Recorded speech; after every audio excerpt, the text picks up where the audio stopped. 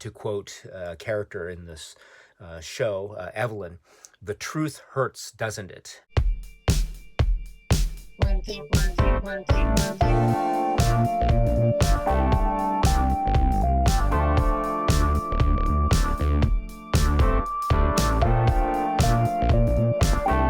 Greetings from Tokyo, my dear friends. This is Daisuke, and I hope that this video finds you well and in very good spirits wherever you are in the world.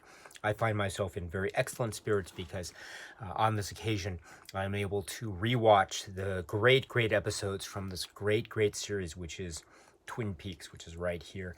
And so, as you know, we've been going through this series episode by episode with this video discussion. And it has been my great pleasure to revisit the show and talk to you and share with you some comments that I have about the scenes and what's going on, and a little bit of the activity and the arcs and the plots and the soap opera dynamics and the horror and the mystery and the suspense and the human drama and the cherry pie and coffee.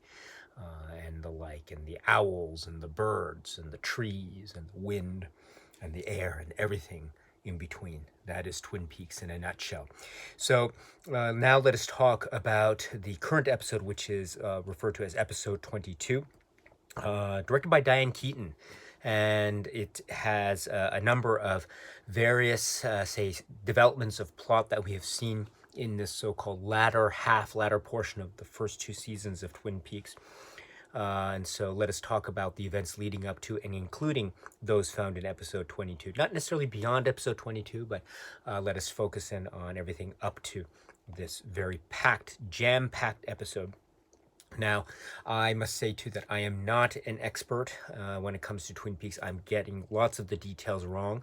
I try to correct myself where I can, but I apologize in advance for any uncorrected details that I make or that I remark upon. But at the same time, I must say that, as I mentioned earlier, I am coming at this as a big fan of the show.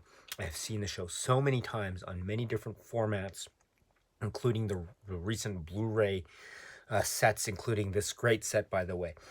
So I have seen the show a number of times, and I've loved it every single time, including this episode. So there's a lot going on here.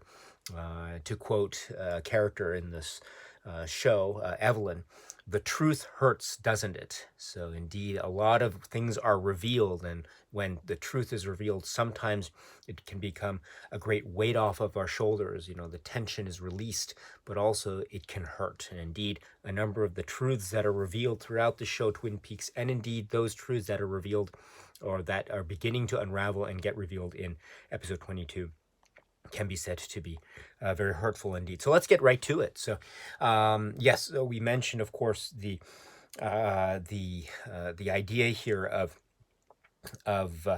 Evelyn, and so we start with this plot line of Evelyn and Malcolm, and the idea was that they framed James for the death of Jeffrey, and so now they want to set him up so that Malcolm and Evelyn, who are lovers, can then get the money, or she can get the money, and they can live happily ever after. And then James is the fall guy. So this is a lot of bad stuff going on, but we already have this really interesting close-up on Evelyn's face. We are already getting hints from previous episodes, did we not, that maybe Evelyn is feeling a little bit more guilty than one might imagine. Maybe she is not just regarding James as a target, regarding which she and Malcolm can set up to be the fall guy in their crime. Maybe she's beginning to really have some sincere, authentic, true feelings towards James. And when the episode then continues with this plot line, we understand that, yes, indeed, there is somewhat of a struggle, a conflict within Evelyn. And that conflict, I think, is represented with this great close-up on her face with her veil and her being dressed up in mourning, all in black at the start. And this is also repeated a little bit later in the episode. But when James finally is confronting Evelyn, and when Donna, too, tries to confront the situation, we see that Evelyn is indeed unraveling and towards the point where there's a confrontation between her and Malcolm. What's going to go on? Because if you remember, at the very end of this episode, we have James going back to the house and confronting Evelyn, saying, "What did you do? What did you do?" And there's that intense emotional scene between the two of them, and Evelyn essentially reveals it. I am not a good person. The truth hurts, doesn't it? I'm not going to reveal a heart of gold. I did it. I did these things, but I manipulated you. I brought you here and I kept you here and I set you up. So she acknowledges this, but she also expresses something of a true feeling towards James. And at this point, too, James also expresses a feeling towards her, and then they have this kiss while they're on the sofa there. But of course, then Malcolm comes from behind and attacks him, much like the bit or in an earlier episode where Ed was in his living room, and then suddenly Hank comes out of nowhere and attacks him. But then Nadine comes in later and just goes to work, goes to town on him, on Hank, with his with the superhuman strength. So in any event, yes, Malcolm has the upper hand, and James now being unconscious, we have the whole setup of framing James so it makes it look like he broke in, and then he was shot in self-defense. So the idea is they're going to shoot him and kill him. Donna comes in at the nick of time, but she's pleading for his life. Please, please, please, don't do this to him. Of course, we saw her earlier. Earlier pleading for James's life, pleading with Evelyn and of course Malcolm too. But there's a very threatening gesture from Malcolm towards Donna. If you come back again, I'll kill you. So Malcolm is a very vicious and sinister villain of the piece.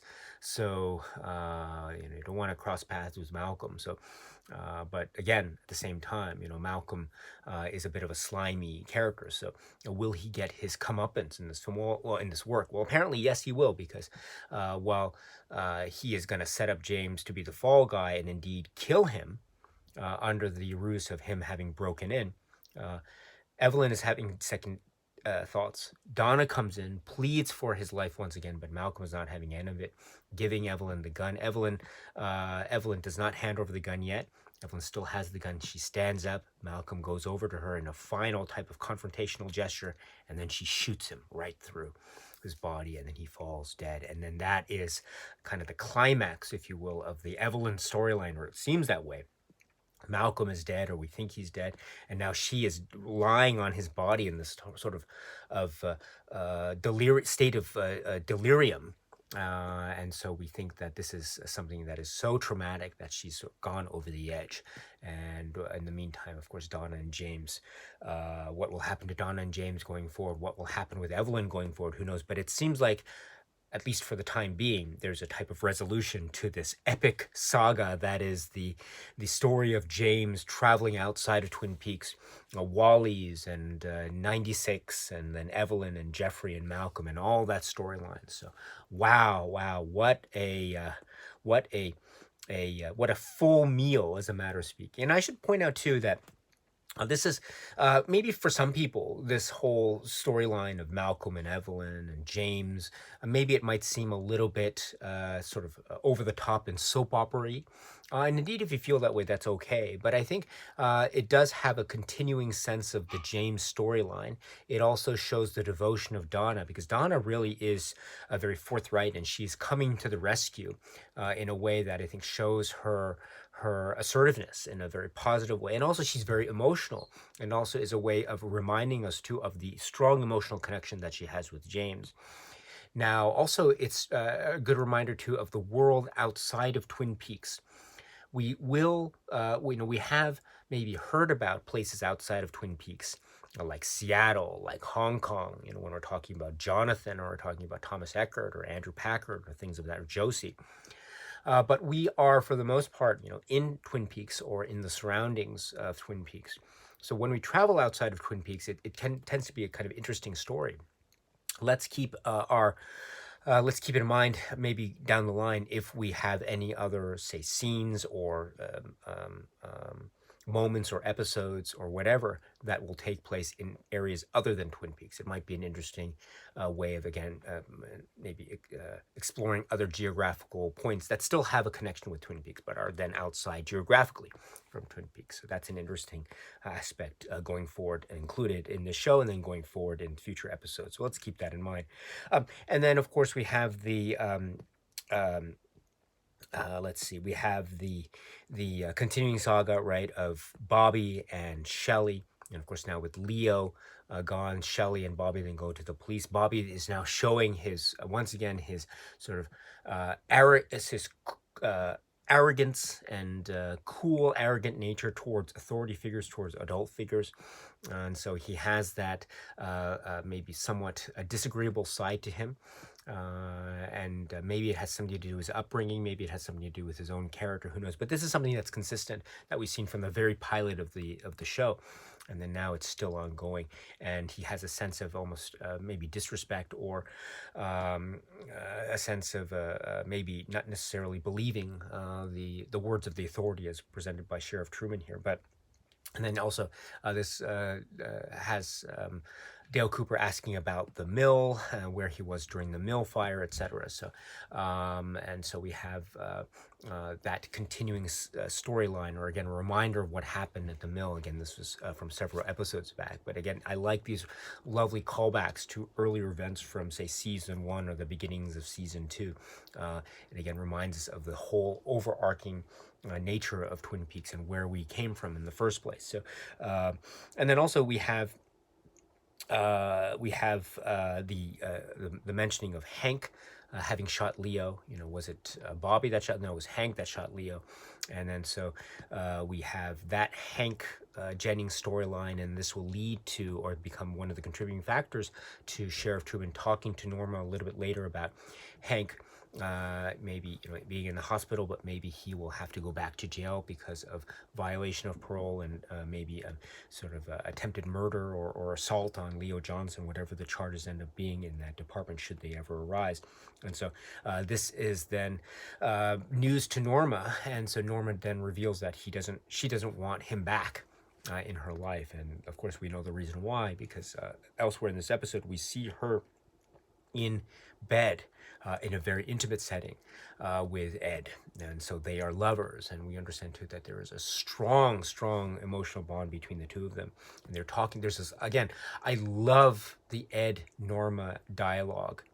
I love the bit in an earlier episode I mentioned about how Norma says that he is the last thing that she thinks about before she goes to sleep, and the first thing that she thinks about when she wakes up. And I love the dialogue here where they're talking about missed Christmases, and they're talking about how, for instance, Norma wanted to avoid thinking about the pain, and in order to do that she really devoted her life to the diner, and just it would never close. And so all those lost 4th of Julys, all those lost Christmases. And Ed also mentions Christmases about how about all those Christmas presents that he didn't buy for her, all those missed Christmas gifts. And then there's that leads Norma to talk about how she bought a present for him, and she was gonna give it to him, but then something prevented her from actually going over and actually delivering the present to him, and so she regrets not being able to do that and seeing him in the window. And he says that he should have been in the house with her. And so here we have a further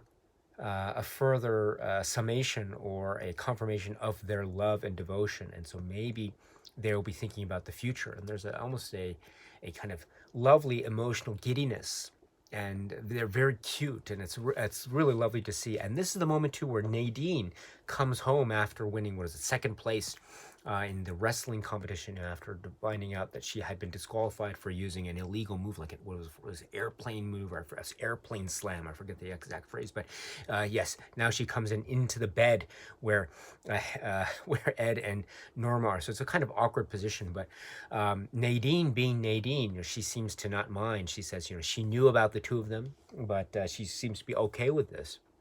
And I think that's because we remember that she has her sights set on another boy in school, that being Mike, based on previous episodes. So she seems to be pretty okay with, that's the great thing about Nadine. She has a type of resilience that is really quite remarkable and admirable in a lot of ways. True, she's still in this state of thinking that she is a high school student, but still, I mean, Nadine is super, super strong.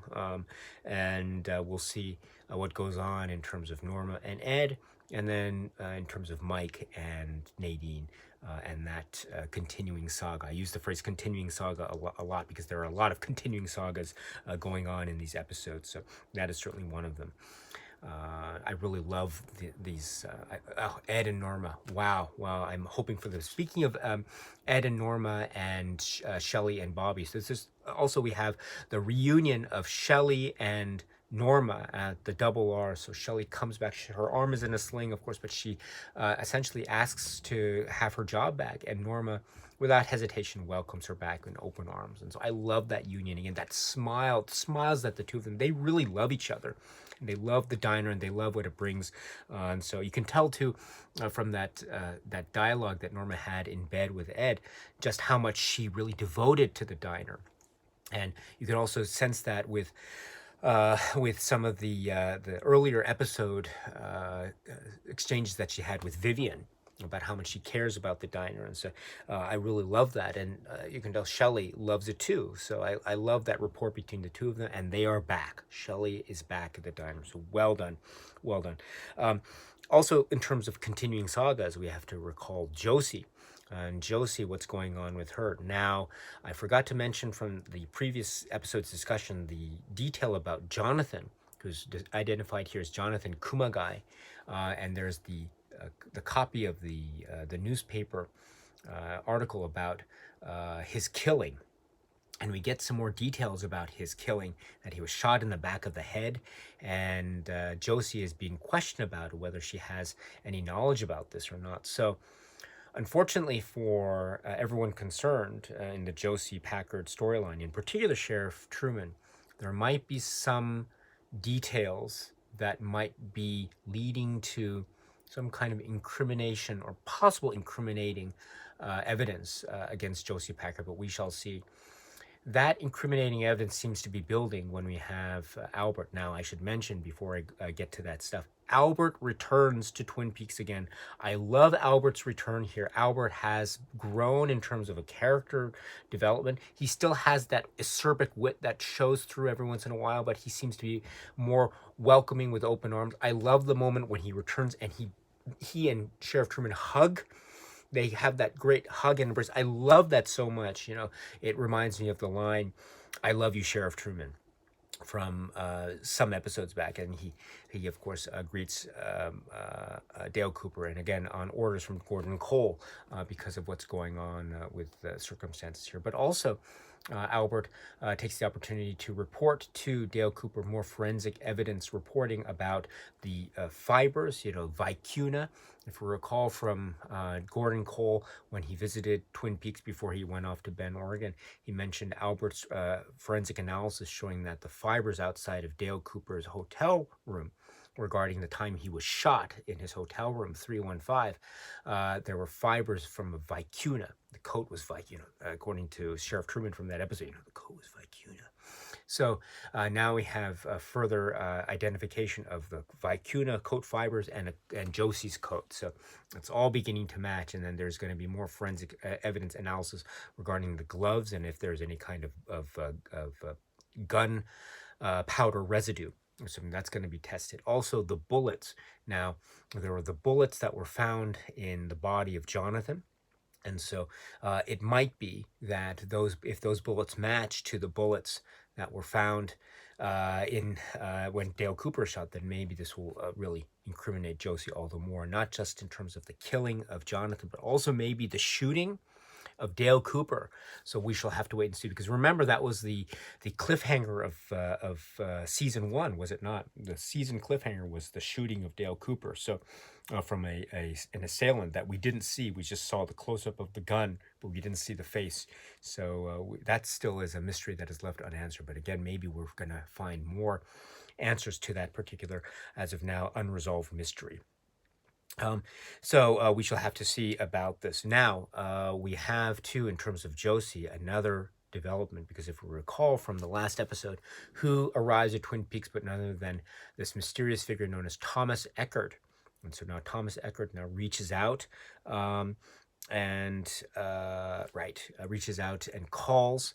And of course, we have the connection there, and then people are listening into the call, including Catherine. And so Catherine seems to be suggesting that some kind of trap is being set or bait is being laid to lure Thomas Eckert in. Again, we're not sure, but there's some kind of disagreement, to say the least, between Thomas Eckert and Andrew Packard. And of course, we know that Andrew Packard is still alive, but again, very few other people know of that fact as well. So that will have to be revealed perhaps later on down the road. But the Thomas Eckert storyline, Josie Packard, Thomas Eckert, and Catherine Martell storyline does continue in this episode, with Catherine actually inviting Thomas over for a meal.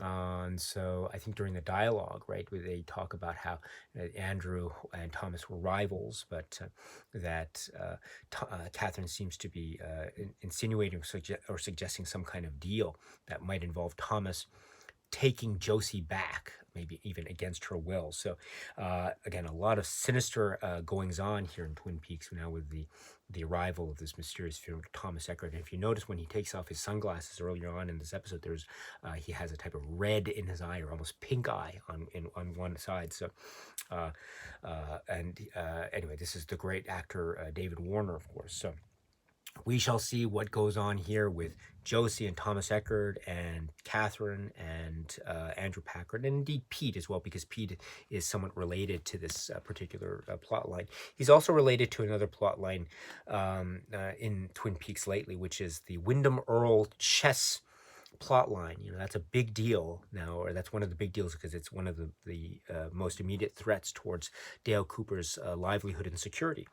And one of the things that we know, of course, is chess. Well, now we discover that Pete is a chess expert, and he is so clever with it. And so now the idea is that maybe Pete's services will be relied upon going forward in terms of trying to get some chess moves, or trying to engage with the chess game with Wyndham Earle that's now ongoing. But according to Cooper, in order to engage with that, but still avoid having to lose as many pieces as possible, because again, the idea, the loss of a piece might be suggestive of the killing of some innocent victim or something. And speaking of innocent victim or killing, they also discovered that the victim that was found in the office was named Eric Powell, and Cooper reveals that Powell was the maiden name of Caroline. So it's all seeming to point towards some kind of revenge towards Cooper by Wyndham Earle for that stuff that happened in Pittsburgh that time. So it's all coming together in this way. And speaking of Wyndham Earle too, we have more Wyndham Earle. Listen to that song. There's a little bit of a melody that's played. It's some of the melody that we see in the Evelyn Marsh scenes. It's also melody we hear in terms of the flute playing, or the ocarina playing. I'm not sure exactly what it's a pipe of some sort, not an ocarina, excuse me. It's a pipe, the windpipe, and we hear a tune that we have heard before. I think we heard the tune before in the potluck after Leland's funeral, and also we might hear the tune again. But it's a very lovely and haunting tune. But speaking of Wyndham Earle, remember Wyndham Earle and Leo, and now we have the application of this neck bracelet that causes some kind of painful electric charge. This is the way of compulsory control over Leo Johnson, and so Leo Johnson is now in effect the slave of Wyndham Earle. So he has to do the bidding of Wyndham Earle, including writing some kind of note or handwritten thing referring to the Queen. And we have this picture, or this photocopy of pictures of some of the women of Twin Peaks. So we'll see what this means going forward in terms of the women that seem to involve Shelley and Audrey and Donna. And indeed, we also see Wyndham Earle in disguise, and there's a point where he gets off he encounters Cooper, but Cooper doesn't realize that it's Wyndham Earle. Wyndham Earle looks, and so he sees, kind of gives a little look, but then moves on, and with a type of type of feigned foreign accent, perhaps, he delivers an envelope for Audrey Horne. So we wonder what this might mean going forward. But we shall see, my dear friends. We shall see. Now, speaking of Audrey Horne, the other plot line here involves Ben Horne and the attempt at last to try to help the situation of Ben. Of course, Ben Horne is in a completely different state. He'll describe it later as he was having a dream. So again, this idea of dreams or visions and how they are seeping into reality. Well, here we have the reenactment, Civil War, American Civil War reenactments that come to a conclusion here, and everyone is trying to be involved here. Now, what I love about this scene is of course, Ben Horne comes back, and the Ben Horne that we know is returned. And he says it was like he was watching a dream, and everyone is happy to see him back, in the Horne clan. What I really love too in this plotline is there's a moment where Jerry Horne and Audrey Horne are talking, and Jerry Horne suggests that maybe it might be for the best that Ben Horne is left in this state of insanity.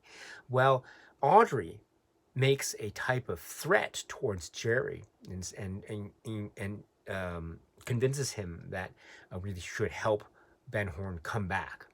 And I really thought that this was quite a revelation to Audrey's character, in that Audrey does suggest that if Ben Horne is in the state of mental incapacity, then Audrey Horne stands to inherit and take into control all of the family assets under the will. And so if that's the case, she stands to be a very wealthy woman indeed. So there is very much everything in her favor if things are left the way they are and Ben Horne is mentally incapacitated the way he is. However, she does not want that. And so I think that suggests that she's not wanting anything in terms of greed or in terms of some kind of financial gain, taking advantage of her father. But in fact, there seems to be this real heartfelt devotion towards her father, wanting her father to get better. So I found that to be a very big revelation in terms of her character, especially when we recall earlier in the season or earlier in the show, the very fractured and damaged relationship that one could say that was there between father and daughter. And I think that had a lot to do with Audrey's discovery of, say, her father's shenanigans, shall we say, for lack of a better phrase, in terms of One-Eyed Jacks and his involvement with Laura Palmer and the like, and his almost sexually assaulting her daughter when she was there, captive by Blackie at One-Eyed Jack. So it was a very disturbing set of circumstances, and so no wonder when she was rescued by Cooper, she was very upset at Ben Horne. But now it seems like she has feelings of wanting to help and support and really get Ben Horne back, her father back. So I found this to be very revelatory about Audrey Horne's character. And again, it goes towards a type of maturity that we're seeing her adopt, especially with her scenes with Bobby. She has a maturity level that is essentially light years ahead of Bobby's. And so there is a sense of authority, there's a sense of control, there's a sense of a type of a demeanor about her that is no nonsense, and she has a kind of an innate business sense, which is really, really cool. So Audrey Horne, again, she's becoming such a complex and fascinating character. I mean, they all are, including Audrey Horne. So it's well done. And then, of course, now Ben Horne is back. And so it feels like this is a time for celebration. So we'll see what happens in this world of Twin Peaks now that Ben Horne has, quote unquote, returned to the fold. And I think, yes, let's see, we have do we have other things that I mentioned here? I think I mentioned everything that I wanted to say. Let's see. Yes, I think so. I suppose we can end the conversation with the final sort of denouement or closing moments, which is we understand that Windom Earle has now returned or has visited the hotel. Of course, Cooper doesn't realize this, but when he goes to his hotel room, he sees the mask. And this is the idea of the mask and the tape recording and the voice recording of Windom Earle talking about Caroline. And the mask, we understand, is meant to be a mask replica of Caroline's face. And we see that shot of Dale Cooper's eyes through the eye holes of the mask from the other side. And so there's this weird sense of masks and doubles and darkness. So this is a very interesting image to end with. I think, of course, it's relating to Wyndham Earl, it's relating to Caroline, and that triangle, Caroline, Wyndham Earl, and Dale Cooper. And that will probably find more voice and more fruition as we get to the final episodes. But also, as an image, it serves, I think, to augment and highlight things that we have already seen thus far in terms of Dale Cooper's character, right? Dale Cooper is the hero. He is the ultimate good guy. He is the ultimate likable guy in this world of Twin Peaks in the form of Kyle MacLachlan. I mean, famous, iconic stuff. But what we're getting a hint at in terms of the many details and the many little quote unquote throwaway lines or little visual cues or things of that nature. They're not so throwaway and they're not so minor. I think in the aggregate, we find that there might be pointing to something of what might be arguably a negative side to Dale Cooper, as some kind of nightmare side of Dale Cooper. Remember Jean Reno, he said, if we kill you, maybe the nightmare will go away. So the idea is Dale Cooper is the nightmare, or he brings the nightmare, whatever that is, to Twin Peaks.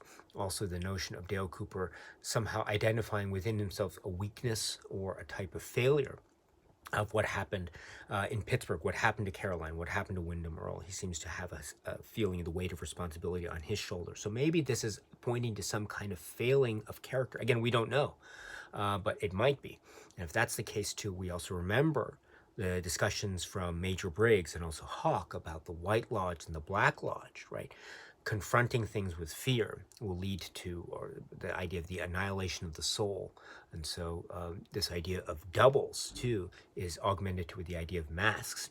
Masks, of course, you have a different face that is on the face. So two faces, a double of the same side or the same personality. So maybe, and we've seen doubles in Twin Peaks a lot, right?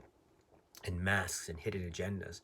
And but this juxtaposition to the eyes through the other side of the mask, the darkness of the face features with Dale Cooper's eyes there as well. I think this is also a visual cue as to maybe the nightmare of the darkness that is associated with Dale Cooper. Now, whether that's true or not, or whether that finds fruition or not going forward in terms of a thematic or direct plot relevance, we'll have to wait and see. But in the meantime, it is a very memorable and quite eerie visual cue to end on, which is how this episode ends very, very memorably indeed. So, yes, this is episode 22. A lot's going on here, and it's a very Wyndham Earl centric. And so we shall see how all this is beginning to go forward. And, there is also this mystery about what exactly happened to Cooper and in Pittsburgh. And so the interest that I think is there in terms of the past of Cooper and the background of Cooper, and whether or not that might give any clues or indications as to the true and authentic nature of the character of Dale Cooper. So we shall see, my dear friends. We shall see. We shall see. So in any event, let's end there. And so let us continue on with our discussions going forward. But until the next one, my dear friends, please be happy and healthy and well. And please keep on watching a lot of great TV shows like Twin Peaks. So until the next one, my dear friends, thank you and cheers.